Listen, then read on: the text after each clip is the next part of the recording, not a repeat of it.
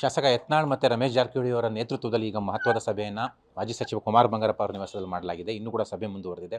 ನಮ್ಮ ಜೊತೆ ಮಾಜಿ ಸಚಿವ ಕುಮಾರ್ ಬಂಗಾರಪ್ಪನವರಿದ್ದಾರೆ.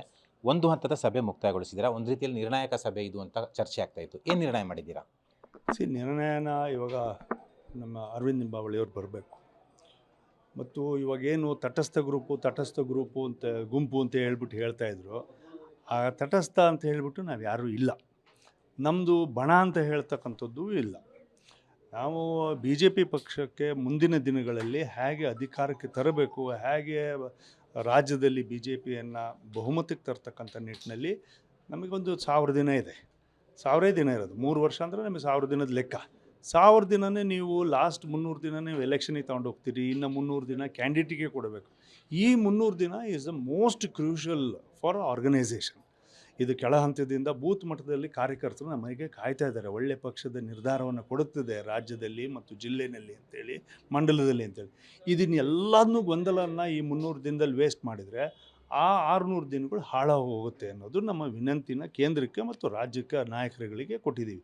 ಇವಾಗ ಅವರು ಒಂದು ರೀತಿಯಲ್ಲಿ ನಮ್ಮ ಎಲ್ಲರಿಗೂ ಕೂಡ ಇಲ್ಲ, ನಿಮ್ಮ ಮಾತುಗಳನ್ನು, ನಿಮ್ಮ ಆಹ್ವಾನಗಳನ್ನ ನಾವು ಕೇಳ್ತೀವಿ ಅಂತಕ್ಕಂಥ ನಿಟ್ಟಿನಲ್ಲಿ ಬಂದಿದ್ದಾರೆ.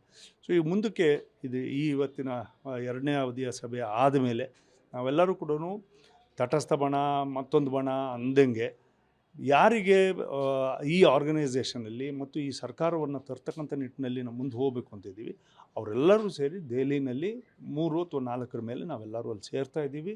ಸೇರಿಬಿಟ್ಟು ನಾವು ಹೈಕಮಾಂಡಿಗೂ ಕೂಡ ಮನವರಿಕೆ ಮಾಡಿಕೊಡ್ತಕ್ಕಂಥ ಕೆಲಸ ಮಾಡಬೇಕಾಗಂಥ ಅವಶ್ಯಕತೆ ಇದ್ದರೆ ಅವರೆಲ್ಲರಿಗೂ ಕೂಡ ಗೊತ್ತಿದೆ. They have the state intelligence, they have the central intelligence, they have the organization, ಎಲ್ಲ ರೀತಿಯಲ್ಲೂ ಇದೆ.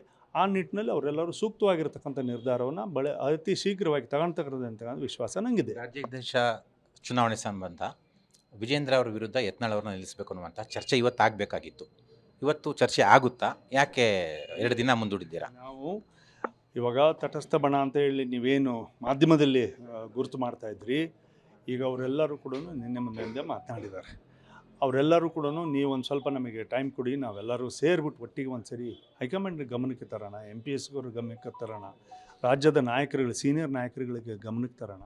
ಒಂದೇ ಸರಿಗೆ ನಾವು ಚುನಾವಣೆಗೆ ಸಿದ್ಧ ಅನ್ನೋದು ಓಕೆ. ಅಂತರ್ಗತ ಪ್ರಜಾಪ್ರಭುತ್ವದಲ್ಲಿ ಮಾಡಬೇಕು, ಅಪ್ಲಿಕೇಶನ್ ಹಾಕೋಕ್ಕೆ ಅವಕಾಶ ಪಾರ್ಟಿನಲ್ಲಿ ಇದ್ದೇ ಇದೆ, ಅದನ್ನು ಮಾಡ್ತಾ.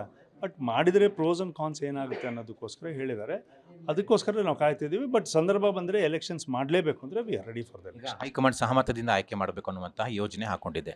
ಸಹಮತದಿಂದಲೇ ಆಗುತ್ತೆ ಅಂತಲೂ ಕೂಡ ತುಂಬ ಜನ ಹೇಳ್ತಾ ಇದ್ದಾರೆ. ಆವಾಗ ಆ ಥರ ಆದಾಗ ಏನು ಮಾಡ್ತೀರಾ?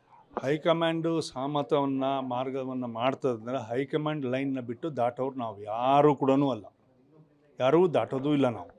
ನಾವು ಪಕ್ಷದ ಕಾರ್ಯಕರ್ತರಿದ್ದೀವಿ, ಶಿಸ್ತಿನ ಸಿಪಾಯಿಗಳಿದ್ದೀವಿ. ನಾವು ಆ ನಿಟ್ಟಿನಲ್ಲೇ ಮುಂದೆ ಹೋಗ್ತಕ್ಕಂಥ ಕೆಲಸವನ್ನು ಮಾಡ್ತೀವಿ. ವಿಜೇಂದ್ರ ಅವ್ರನ್ನೇ ಮರು ಆಯ್ಕೆ ಮಾಡಿದಾಗ ಆವಾಗಲೂ ನೀವು ಆ ಲೈನ್ ದಾಟಲ್ವಾ? ಅದೊಂದು ಮಾತು ಇಲ್ಲವೇ ಇಲ್ಲ. ಇಲ್ಲೂ ಇಲ್ಲ. ನಮ್ಮ ಮತ್ತು ತಟಸ್ಥ ಅಂತ ನೀವೇನು ಒಂದು ಬಿಂಬ ಮಾಡಿದ್ದೀರಿ ಅದರಲ್ಲೂ ಇಲ್ಲ. ಇದನ್ನು ಬದಲಾವಣೆ ಆಗಲೇಬೇಕು. ಆದರೆ ಮಾತ್ರ ಇಡೀ ರಾಜ್ಯದ ರಾಜಕಾರಣಕ್ಕೆ ಮತ್ತು ಪಕ್ಷಕ್ಕೆ ಒಳ್ಳೆಯದಾಗುತ್ತೆ ಅನ್ನೋದು ವಿಶ್ವಾಸ. ಜಿಲ್ಲಾಧ್ಯಕ್ಷರ ಆಯ್ಕೆ ಬಹುತೇಕ ನೀವೆಲ್ಲ ಜಿಲ್ಲೆಗಳದ್ದು ವಿರೋಧ ಮಾಡಿದ್ದೀರಾ. ಈಗ ಚುನಾವಣೆ ಆದರೆ ಬಹುತೇಕ ಅವ್ರ ಕೈನೇ ಮೇಲಾಗಿದೆ, ಇಡೀ ವಿಜೇಂದ್ರ ಅವ್ರ ಕೈನೇ.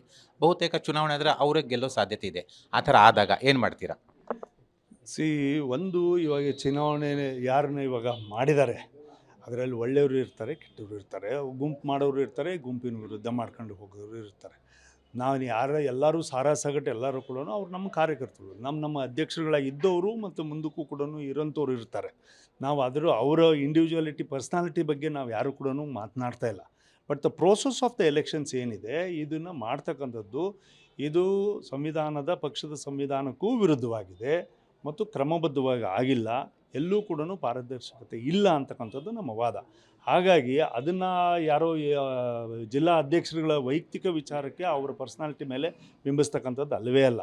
ಹಾಗಾಗಿ ಇದು ಒಂದು ಸಾಮೂಹಿಕವಾಗಿರ್ತಕ್ಕಂಥ ವ್ಯವಸ್ಥೆಯಲ್ಲಿ ಅವರು ಎಡವಿದ್ದಾರೆ, ತಪ್ಪಾಗಿದೆ. ಅದನ್ನು ಸರಿ ಮಾಡ್ಕೊಳ್ಳೋಕ್ಕೆ ಕೇಂದ್ರ ವರಿಷ್ಠರು ಗಮನ ಹರಿಸ್ತಾರೆ. ಬದಲಾಗ್ತಾರಾ? ಕೇಂದ್ರ ವರಿಷ್ಠರಿದ್ದಾರೆ. ಇದು ಕುಮಾರ್ ಬಂಗಾರಪ್ಪನವರ ಮಾತುಗಳು. ಕ್ಯಾಮ್ರಾಮನ್ ಗಣೇಶ್ ಜೊತೆ ಮಸೂದ್, ಪಬ್ಲಿಕ್ ಟಿವಿ, ಬೆಂಗಳೂರು.